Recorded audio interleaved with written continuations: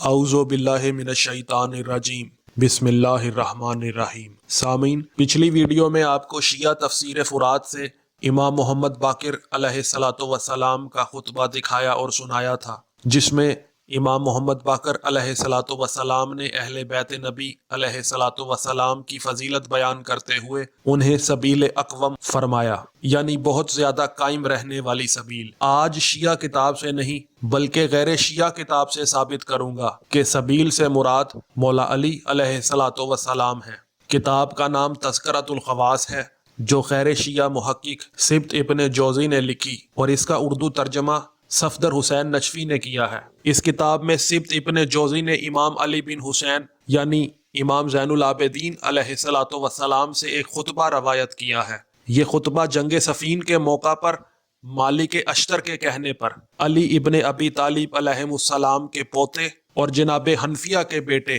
جناب محمد نے شامیوں کے سامنے دیا۔ یہ خطبہ اولاد علی کی فصاحت و بلاغت کا شہپارہ ہے، اور ہونا بھی چاہیے، کیونکہ بلاغت جس کے در کی باندھی ہے اور فصاحت جس کے فرش پر ماتھا ٹیکے۔ اس امام الکلام علی ابن ابی طالب نے فرمایا ہے کہ بیٹا اپنے باپ کا راز ہوتا ہے، تو علی کے علی بیٹے نے شامیوں حرامیوں کے سامنے اپنے باپ کی فضیلت یوں بیان کی: اے اہل شام، اے نفاق کی ذریت، آگ کے بچے ہوئے اور جہنم کا ایندھن، دور ہو جاؤ 14ویں کے روشن اور واضح چاند سے، اور نجم ثاقب سے، اور نفوذ کرنے والے نیزے سے، اور روشن ستارے سے، اور ہلاک کرنے والی تلوار سے، اور صراط مستقیم سے، اور ٹھاٹھے مارنے والے سمندر سے جو بہت علم رکھتا ہے۔ اس سے پہلے کہ ہم تمہیں جہنم میں ڈال دیں یا تم پر لعنت کریں جس طرح یہود پر لعنت کی ہے، اور خدا کا حکم جاری ہو کر رہتا ہے،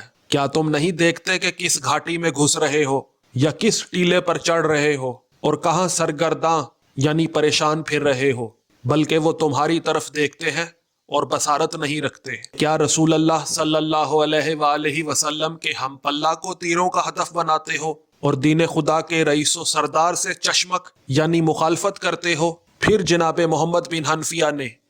ایک عظیم الشان جملہ ارشاد فرمایا: فائی سبیل الرشاد بعد ذالک تسلکون، ان کے بعد کون سی ہدایت کی سبیل پر چلو گے اور کون سے پھٹے کپڑے کو پیوند لگاؤ گے؟ دور ہے خدا کی قسم، سبقت دینی میں وہ آگے بڑھ گیا اور نشانے پہ تیر لگانے میں کامیاب ہو گیا۔ انعام پر اس کا قبضہ ہے، اس نے فصل خطاب پر اپنا حق ثابت کر دیا ہے۔ آنکھیں اس کی بلندی تک پہنچنے سے پہلے تھک گئیں، گردنیں اس کی رفت یعنی بلندی دیکھنے سے پہلے ٹیڑھی ہو گئیں۔ وہ بلندی کی چوٹی پر بلند ہوا اور انتہائی مقصد تک پہنچ گیا۔ جو بھی ارادہ کرے وہ اس کوشش سے عاجز ہے، اور اس کے لیے طلب کرنا دشوار ہے، اور جس چیز کی وہ آرزو رکھتا ہے اور ضرورت سمجھتا ہے وہ اس سے فوت ہو گئی، اور اس کی شجاعت کے مقابلے میں صاحب ہمت شجاع رک جاتا ہے۔ وہ شیر کی طرح بہادر شخص کی کوشش کو باطل کر دیتا ہے، اور وہ کس طرح دور کی جگہ سے اپنا مقصد حاصل کر سکتے ہیں۔ انہیں ضرور جھک جانا چاہیے اور رک جانا چاہیے۔ کیا تم رسول صلی اللہ علیہ وآلہ وسلم کے دوست کی بایعت توڑتے ہو، یا رسول صلی اللہ علیہ وآلہ وسلم کے بھائی پر سب و شتم کرتے ہو، ان کو گالیاں دیتے ہو، حالانکہ وہ نسب میں رسول اللہ صلی اللہ علیہ وآلہ وسلم کے بھائی ہیں؟ جب نسب بیان کریں اور جب مثال دیں تو وہ ہارون علیہ السلام کی مانند ہیں، اور جب امتحان کریں تو بہت بڑی طاقت کے مالک ہیں، جنہوں نے 2 قبلوں کی طرف نماز پڑھی جبکہ باقی لوگ منحرف تھے، اور ان کا ایمان شہرہ آفاق تھا۔ جب ان لوگوں نے کفر کیا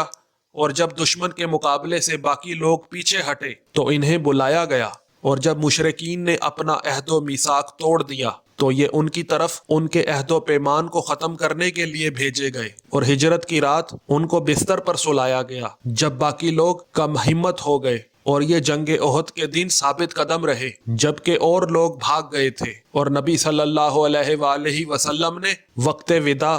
انہیں اسرار و رموز کا امین بنایا جبکہ دوسروں کو روک دیا گیا۔ یہ مکارم و فضائل ہیں، نہ کہ دودھ کے پیالے ہیں جو پانی سے ملا کر بعد میں پیشاب ہوئے۔ اور وہ کیسے الگ ہو سکتا ہے ہر رفعت و بلندی و ثنا سے، حالانکہ وہ اور رسول اللہ صلی اللہ علیہ وآلہ وسلم ایک ہی باپ کے فرزند ہیں، ایک ہی باپ کے بیٹے ہیں اور ان دونوں کے آباء و اجداد نجیب و شریف ہیں اور دونوں نے ایک ہی پیالے سے دودھ پیا ہے اور دونوں ایک ہی رستے پر گھٹنیوں چلے ہیں، دونوں ایک ہی درخت کے سایہ میں رہے ہیں، دونوں کریم ترین اصل کی فرع ہیں۔ پس رسول اللہ صلی اللہ علیہ وآلہ وسلم رسالت کے لیے اور امیر المومنین علیہ الصلوۃ والسلام خلافت کے لیے پیدا ہوئے ہیں، اور علی کے ذریعے اللہ نے اسلام کی گرہ کو کھولا ہے، یہاں تک کہ شرک کی تاریکی چھٹ گئی اور نفاق کی نخوت کا قلعہ کما ہو گیا، یہاں تک کہ نفاق کا جوش خاموش ہو گیا اور جاہلیت کے نشان مٹ گئے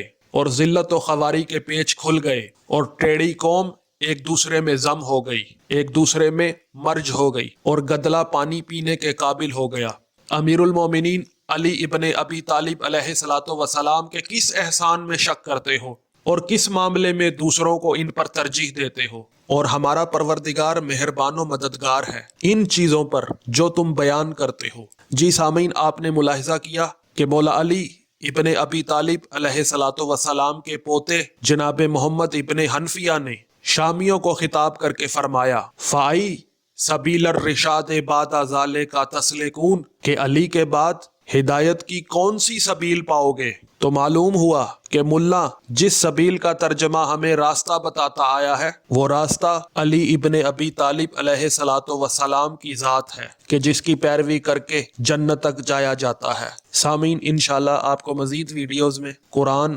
تفسیر قرآن اور علم العادات سے ثابت کروں گا کہ قرآن میں سبیل سے مراد مولا علی علیہ الصلوۃ والسلام اور ان کی ذریت ہے۔ اگر آپ کو ویڈیو پسند آئی ہے تو ویڈیو کو لائک کریں، کومنٹ کریں اور زیادہ سے زیادہ شیئر کریں تاکہ لوگوں کو سبیل کی معرفت نصیب ہو۔ السلام علیکم ورحمۃ اللہ وبرکاتہ۔